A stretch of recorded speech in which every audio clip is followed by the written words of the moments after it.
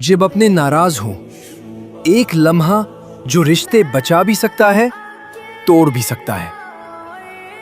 कभी ऐसा हुआ है कि आपके अपने ने सिर्फ एक जुमला कहा और दिल अंदर से हिल गया? ना चीख थी ना लड़ाई, बस लहजे में नाराजी थी और सारी रात नींद नहीं आई। ये वो लम्हे होते हैं जहां रिश्ता टूटता नहीं, खामोशी से जख्मी हो जाता है।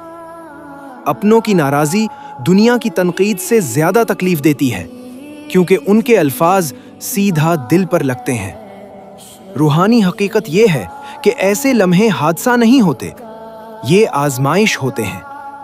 नफ्स की आजमाइश, आजजी की आजमाइश, मोहब्बत की सच्चाई की आजमाइश।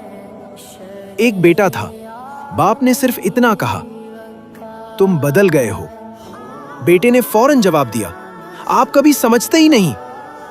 जुमला खत्म हुआ, मगर रिश्ता अंदर से दरक गया। कभी कभी झगड़ा अल्फाज से नहीं होता, अन्ना से होता है। जब कोई करीबी शख्स नाराजी जाहिर करता है तो हम एक दौराहे पर खड़े होते हैं।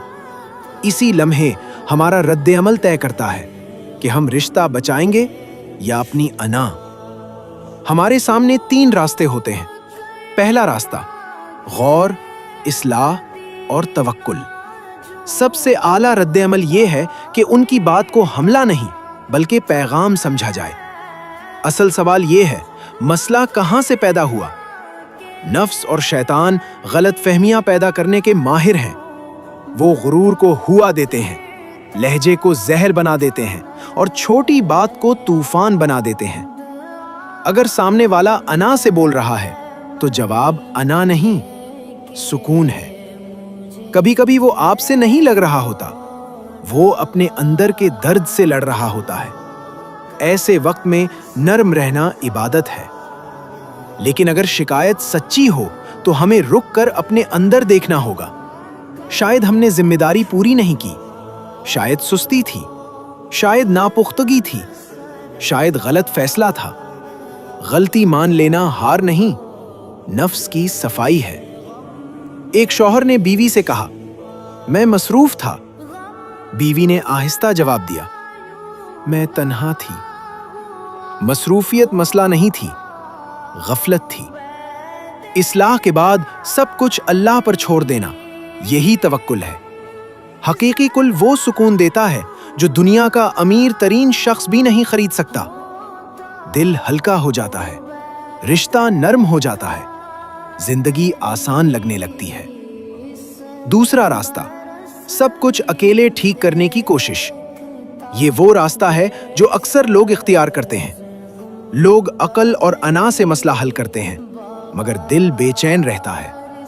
वक्ती कामयाबी मिल भी जाए तो अंदर खालीपन बाकी रहता है। शैतान दोबारा वसवसा डालता है। नापाक नफ्स वही जख्म दोबारा खोल देता है। जड़ ठीक नहीं होती, सिर्फ ऊपर से मरहम लगता है।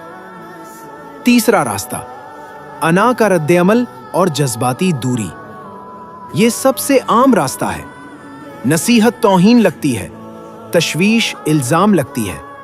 दोनों तरफ दिल बंद हो जाते हैं। शैतान जीत जाता है, नफ्स काबू संभाल लेता है। लोग चीखते नहीं, बस आहिस्ता आहिस्ता दूर हो जाते हैं। और सबसे बड़ा अलमिया ये है, मसला छोटा था, अना ने उसे मुस्तकिल बना दिया। असल जंग बाहर नहीं, अंदर है। हर झगड़ा पहले दिल के अंदर लड़ा जाता है। आज्जी और अना के दरमियान, मोहब्बत और गुरूर के दरमियान, तवक्कुल और खुद एतमादी के दरमियान। जो अंदर जीतता है वो बाहर सक